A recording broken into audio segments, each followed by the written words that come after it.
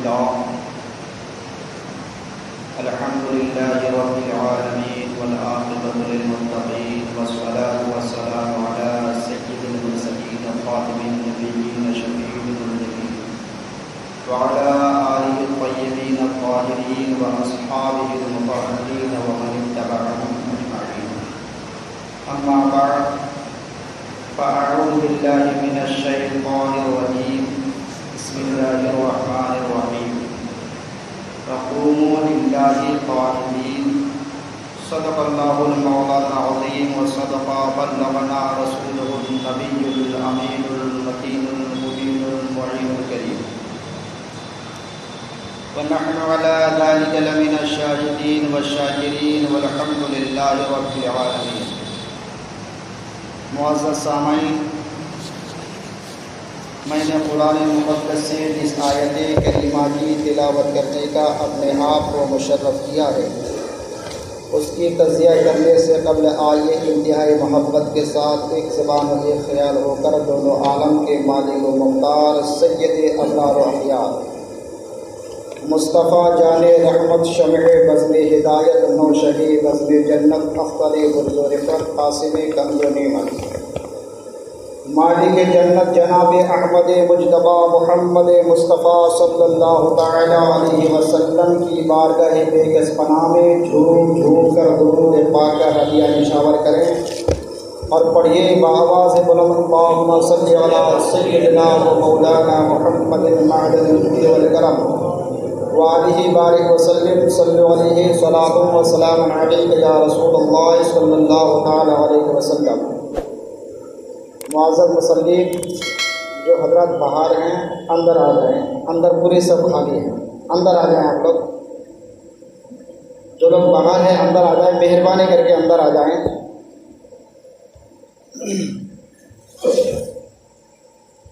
صف کو پوری کر لیں.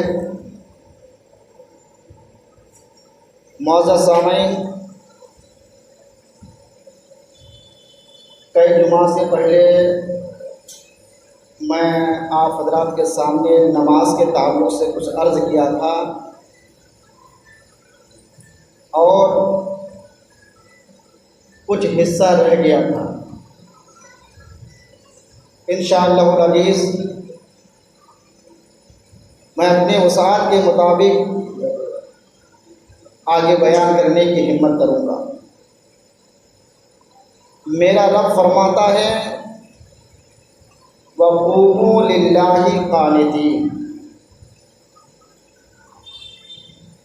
کھڑے ہو اللہ کے حضور بارگاہ الہی میں بحالت خضوع و خضوع.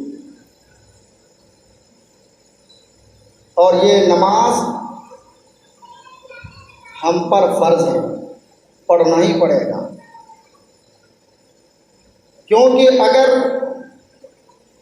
آپ بندہ مومن ہیں ایمان و عقیدے کے بعد، اگر آپ صاحب ایمان ہیں، اللہ اور اس کے رسول صلی اللہ تعالی علیہ وسلم پر ایمان رکھتے ہیں، تو ایمان اور عقیدے کے بعد مذہب اسلام کے اندر تمام عبادتوں میں افضل عبادت نماز فرمایا ہے. یہ نماز یہ ہم پر فرض کیا گیا، اس لیے ہمارے لیے ضروری ہے. اور ضروری یہ ہے کہ اگر ہم صاحب ایمان ہیں تو کم سے کم ہم نماز کو خشوع و خضوع کے ساتھ پڑھیں. طہارت یہ ایمان کا آدھا حصہ ہے. یہ مسلمان کے لیے ضروری ہے کہ ہر وقت وہ پاکی کی حالت میں، اور نبی کا اس پر فرمان ہے کہ مسلمان کبھی ناپاک نہیں ہوتا. محبت سے سبحان اللہ. یہ مسلمان کبھی ناپاک نہیں ہوتا تو پھر غسل کی حاجت کیوں ہوتی ہے؟ میرے نبی فرماتے ہیں کہ اگر ہوتا بھی ہے تو کچھ لمحے کے لیے ہوتا ہے، پھر کبھی مسلمان ناپاک نہیں ہوتا. ضروری ہے کہ وہ پاکی کی حالت میں رہیں. اور مذہب اسلام کا جو بھی ارکان ہو ہم ادا کریں تو دکھاوے کے طور پر نہ کریں، بلکہ رضائے الہی کے لیے کرے، جس سے میرا رب خوش ہو۔ آج کل بہت سارے نوجوانوں کو دیکھا جاتا ہے، آئیں گے جمعہ کی نماز پڑھنے کے لیے، جمعہ یہ ہفتے کی عید ہے، آئیں گے اور سب سے آخر میں بیٹھیں گے اور انتظار کریں گے کہ کب امام کا سلام، امام کے دعا ختم ہو کے پھر بھاگے۔ سنت بھی نہیں پڑھتے، اب بغیر سنت پڑھے ہوئے نکل جاتے ہیں، جبکہ سخت وعید آئی ہے کہ سنت مؤکدہ کا پڑھنا یہ ضروری ہے۔ اگر آپ جمعہ کی نماز کے لیے آتے ہیں تو جتنی رکعات نمازیں ہیں اس کو پڑھ کر کے جائیں، اور اگر پڑھنا نہیں چاہتے تو دکھاوے کے طور پر میں کہتا ہوں کہ نہ آئے، وہ افضل ہے۔ جبکہ میرے نبی صلی اللہ علیہ وسلم ارشاد فرماتے ہیں کہ اگر کوئی بندہ مومن صدق دل سے، سچے دل سے نماز پڑھ لیتا ہے، نماز کے قریب آ جاتا ہے، کیونکہ نماز کے قریب ہر کوئی نہیں آتا، کوئی آتا ہے، یہ ہزاروں کی تعداد میں لوگ ہیں، ہم میں ہزاروں کی تعداد میں، لیکن ہر کوئی مسجد میں آنے کی اللہ اجازت نہیں دیتا ہے، وہی آتا ہے جسے میرا رب بلاتا ہے۔ سبحان اللہ۔ لوگ کہتے ہیں نا کہ ہم کیوں نماز پڑھیں، نہیں، وہ آپ کی غلط فہمی ہے۔ میرا رب نہیں چاہتا کہ تیرا سر دربار الہی میں جھکے، لیکن ہم کس نے خوش نصیب ہیں کہ میرا رب مجھے اپنے گھر کی طرف بلاتا، حی علی الصلاۃ، حی علی الصلاۃ، حی علی الفلاح، حی علی الفلاح کی صدائیں جب کانوں پہ لگتی ہے تو ہم مسجد میں آتے ہیں، ہم خوش نصیب ہیں۔ اور جب میرا رب اپنے گھر میں بلاتا ہے تو جو ان کی عبادت ہم کریں تو للہیت کے ساتھ کریں، جس طریقے سے میرے رب نے مجھے توفیق دی مسجد میں آنے کی، تو جس کام کے لیے میرا رب مجھے بلایا ہے، ہمیں بلایا ہے، تو اس کام کو ہم انجام دیں تو اچھے طریقے سے انجام دیں، محبت سے۔ سبحان اللہ۔ نبی فرماتے ہیں کہ اگر کوئی بندہ مومن صدق دل سے نماز پڑھتا ہے تو اس نماز کی اتنی برکت ہے کہ اس نماز کی برکت سے اس کے سارے گناہوں کو معاف فرما دیا جاتا ہے۔ سبحان اللہ۔ سارے گناہوں کو معاف فرما دیا جاتا ہے نا، حدیث پاک پیاری۔ نبی کریم صلی اللہ تعالیٰ علیہ وسلم ایک مرتبہ مدینہ المنورہ کے باہر تشریف لے گئے، ساتھ میں حضرت ابو ذر غفاری رضی اللہ تعالیٰ عنہ۔ پسر کا زمانہ تھا، چنانچہ پیغمبر اعظم صلی اللہ تعالیٰ علیہ وسلم نے ایک درخت کی ٹہنیوں کو حرکت دی، پتے گرنے لگے تو نبی نے حضرت ابو ذر غفاری رضی اللہ تعالیٰ عنہ کو اپنی بارگاہ میں بلا کر کے فرمایا، ابو ذر کیا تم نے دیکھا کہ میں نے اس پیڑ کی درخت کو، اس پیڑ کی ٹہنی کو حرکت دی تو اس کے پتے گرنے لگے، مطلب کیا ہے؟ عرض کی یا رسول اللہ صلی اللہ علیہ وسلم اللہ اعلم ورسولہ، یہ صحابہ کرام کا عمل تھا۔ عرض کرنے لگے یا رسول اللہ میری ماں میرے باپ آپ کے قدموں پہ قربان، آپ بہتر جانتے ہیں اور اللہ بہتر جانتا ہے۔ چنانچہ نبی کریم صلی اللہ علیہ وسلم نے ارشاد فرمایا، اے ابو ذر یہ مثال ایسا ہی ہے کہ اگر کوئی بندہ مومن، میرا کوئی غلام، اللہ کا کوئی بھی بندہ اگر رضائے الہی کے لیے اللہ کے گھر جا کر یا گھر میں نماز پڑھتا ہے تو اس کے بدن سے گناہ ایسے ہی جھڑ جاتے ہیں جیسا کہ اس درخت کے پتے جھڑتے ہیں۔ یہ نبی کا فرمان حدیث سے صحیح ہے، یہ حدیث سے صحیح ہے۔ اور یہ جو حدیث ہے حضرت ابو ہریرہ رضی اللہ تعالیٰ عنہ سے روایت ہے، نبی کریم صلی اللہ علیہ وسلم واعظ فرما رہے ہیں، صحابہ کرام کی انجمن لگی گئی، کافی انجمن لگی گئی، ایک سے ایک صحابہ کرام، صدیق جیسا، عمر جیسا، عثمان، علی، طلحہ و زبیر، عبداللہ ابن عمر۔ چنانچہ نبی کریم صلی اللہ علیہ وسلم نے ارشاد فرمایا کہ اے میرے غلاموں، اے میرے صحابیوں، بتاؤ کہ اگر تمہارے گھر کے دروازے کے سامنے سے اگر کوئی نہر جاری ہو اور کوئی بندہ مومن اس پر اس نہر میں 5 مرتبہ غسل کرے تو کیا اس کے بدن پر کوئی میل باقی رہے گا؟ چنانچہ عرض کی یا رسول اللہ صلی اللہ علیہ وسلم اگر کوئی بھی بندہ اگر غسل کرے گا 5 مرتبہ، دن میں 5 مرتبہ غسل کرے گا تو کوئی سوال پیدا نہیں ہوتا کہ اس کے جسم میں کوئی میل باقی رہے۔ چنانچہ میرے نبی فرماتے ہیں اے میرے صحابیوں، ان نمازوں کی 5 وقت نماز جو ہم پر فرض کیے گئے ہیں ان کی مثالیں ایسا ہی ہے کہ اگر کوئی بندہ مومن جو 5 مرتبہ نماز پڑھتا ہے تو اس کے بدن سے بھی کوئی میل کوئی گناہ باقی نہیں رہتا۔ اسی لیے ہمیں نماز پابندی کے ساتھ پڑھنی چاہیے۔ نماز فرض کیا گیا، اس کا حساب دینا پڑے گا، ہمیں فکر نہیں ہے، ہم اس کی فکر نہیں کرتے، اس کی پکڑ ہوگی، اس کی پکڑ ہوگی۔ چنانچہ اس لیے اللہ کی بارگاہ میں یہ عریضہ ہے کہ ہم سارے مسلمانوں کو کم سے کم نماز کی پابندی عطا فرمائیں، نماز کی پابندی عطا فرمائیں۔ اگر صدق کے دل سے کوئی نماز پڑھتا ہے، نبی فرماتے ہیں، جو حضرت انس ابن مالک رضی اللہ تعالیٰ عنہ سے روایت ہے، نبی فرماتے ہیں کہ اگر کوئی بھی شخص 40 دن مسلسل 40 دن تکبیر اولیٰ کے ساتھ نماز پڑھتا ہے بجماعت، تو اللہ تبارک و تعالیٰ اس شخص کو 2 چیزوں سے آزاد فرما دیتا ہے۔ محبت سے سبحان اللہ، 2 چیزوں سے آزاد فرما دیتا ہے، ایک دوزخ سے آزاد فرما دیتا ہے، سبحان اللہ سبحان اللہ، اور ایک نفاق سے آزاد فرما دیتا ہے۔ اتنی نماز کی برکت ہے، اتنی نماز کی برکت ہے، لیکن شرط یہ ہے کہ 40 دن مسلسل تکبیر اولیٰ یعنی نیت کے ساتھ نماز پڑھے۔ اور ہماری عادت کیوں نہیں ہے؟ ایک مولانا جو ایک قصے میں آتا ہے، چٹکلا کے طور پر ایک مولانا تقریر کر رہے تھے اور انہوں نے کہا، نماز کے فضائل وغیرہ بیان کر رہے تھے اور کہا کہ جو شخص 40 دن مسلسل نماز پڑھے گا میں اسے گائے عطا کروں گا، گائے دوں گا، گابن گائے دوں گا۔ چنانچہ ایک شخص جاہل بیٹھا ہوا تھا، وہ سنا کہ نماز کی اتنی بڑی فضیلت ہے، کیا اگر واقعی 40 دن اگر میں نماز پڑھوں تو یہ گائے دے گا؟ چنانچہ گھر آیا اور نماز کی پابندی کرنی شروع کر دی، 40 دن نماز پڑھا۔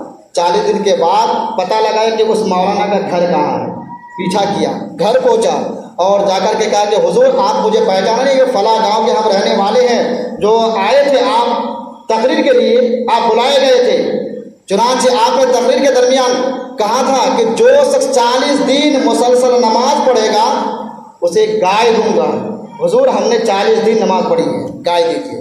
چنانچہ حضرت تو سمجھ گئے یہ کس کوالٹی کا آدمی ہے، کہے نالائق، میں تو صرف فرمان مصطفیٰ کے مطابق کہا تھا، نبی نے فرمایا کہ جو شخص 40 دن مسلسل نماز پڑھے گا اور صدق کے دل سے نماز پڑھے گا تو نماز کی عادی بن جائے گی اور کبھی نماز نہیں چھوڑے گا۔ محبت سے سبحان اللہ، اللہ اکبر۔ چنانچہ کہا کہ میں فرمان مصطفیٰ کی نقل کیا تھا اور تو واقعی ماننے آ گیا ہے۔ چنانچہ اس شخص نے کہا کہ حضور آپ جھوٹ بول رہے ہیں، آپ جھوٹ بول رہے ہیں، آپ نے وعدہ کیا تھا، آپ دیجئے۔ چنانچہ اس نے کہا کہ نہیں، میں کیسے دوں، تو نے نماز ہی نہیں پڑھی ہے۔ چنانچہ اس شخص نے کہا کہ حضور آپ اپنی بات سے مکر رہے ہیں، کوئی بات نہیں ہے، آپ اپنی بات سے مکر رہے ہیں، کوئی بات نہیں ہے، میں جا رہا ہوں، مجھے معلوم تھا کہ آپ دیں گے نہیں، آپ کہہ سکتے ہیں آپ دیں گے نہیں، لیکن آپ کو پتہ ہے ہم نے بھی 40 دن نماز تو پڑھی ہے لیکن بغیر وضو کے پڑھی ہے، بغیر وضو کے پڑھی ہے۔ چنانچہ حضرت نے کہا کہ نالائق، اسی وجہ سے تو گائے ماننے آیا ہے، اگر تو وضو کے ساتھ طہارت کے ساتھ اگر نماز پڑھتا 40 دن مسلسل تو اللہ تبارک و تعالیٰ تمہارے جسم سے سارے گناہوں کو معاف فرما کر نماز کی طرف عادی بنا دیتا، نماز کی عادی بنا دیتا۔ تو ایسا نہ کریں، ہم آئیں تو صدق دل سے نماز پڑھیں، اس لیے کہ بندہ اللہ کے سب سے قریب کب ہوتا ہے؟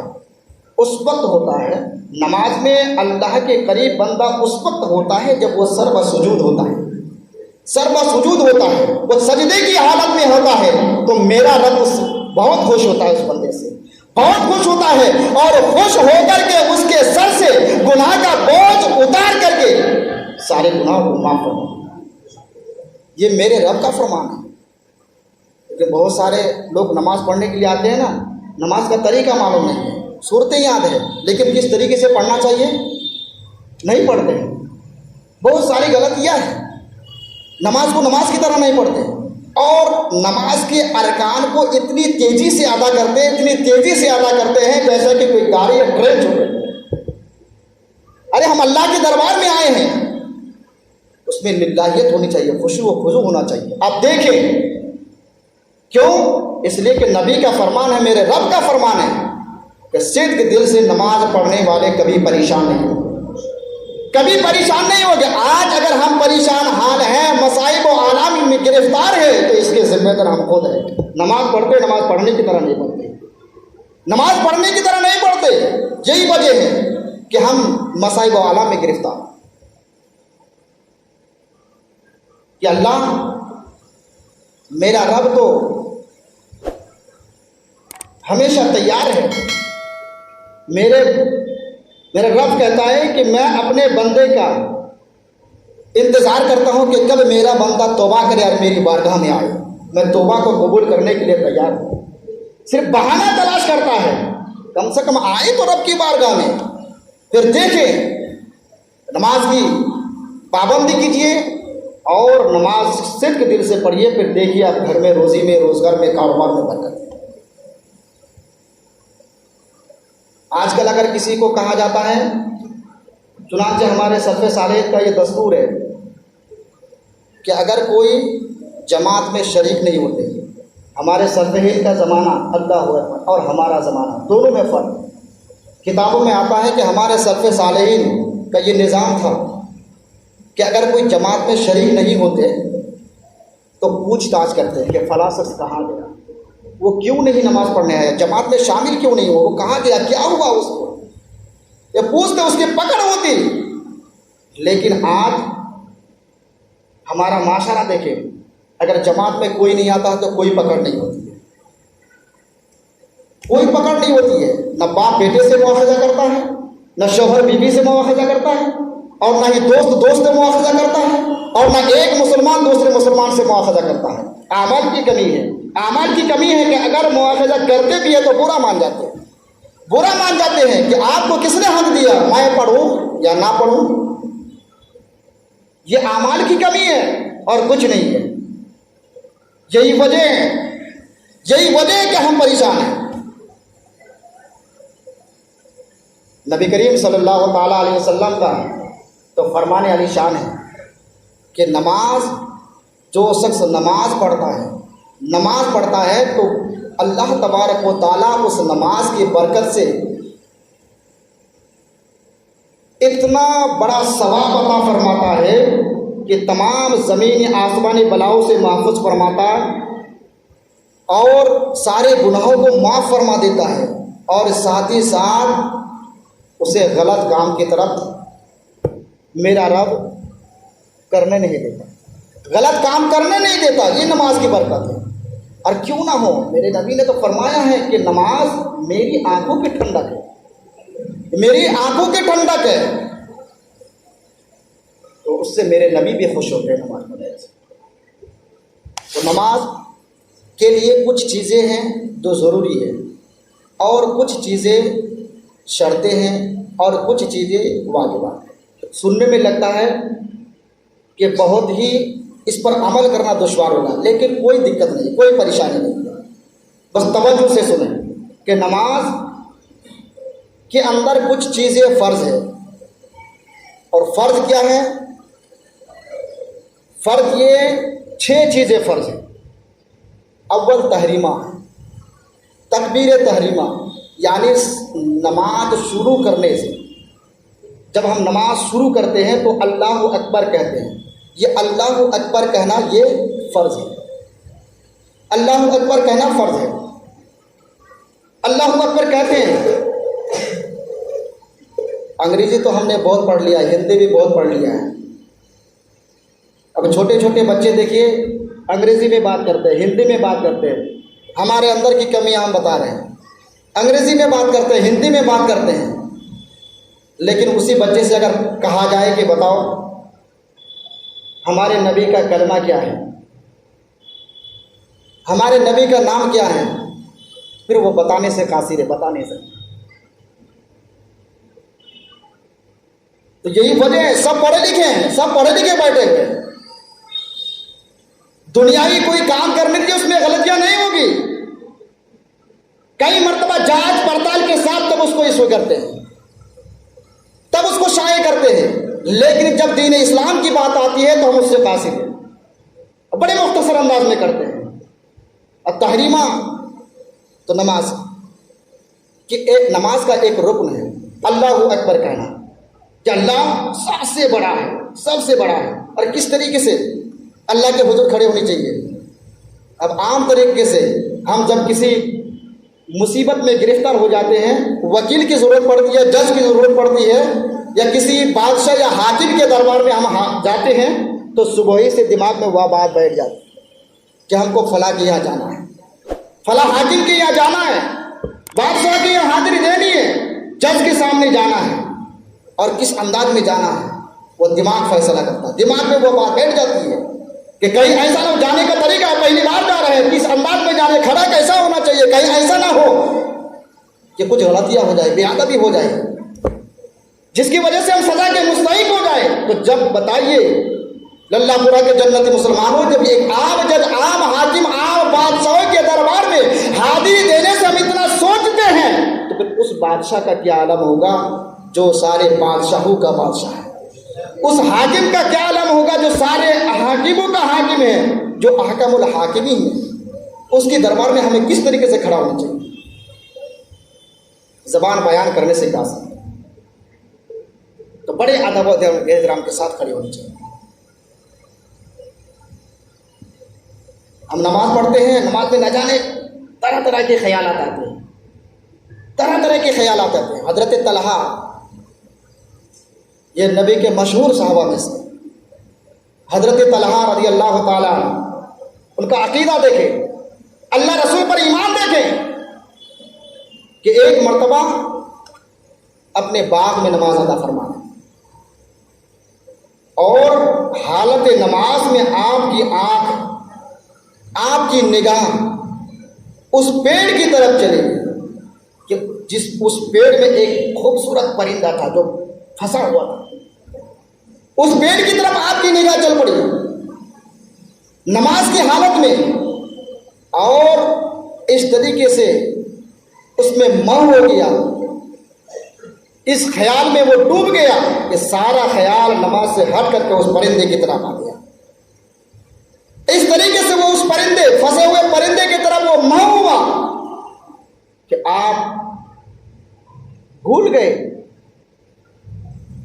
कि आपने कितनी रकातें नमाज पढ़ी, 2 रकात या 1 रकात या 3 रकात या 4 रकात। चुनांचे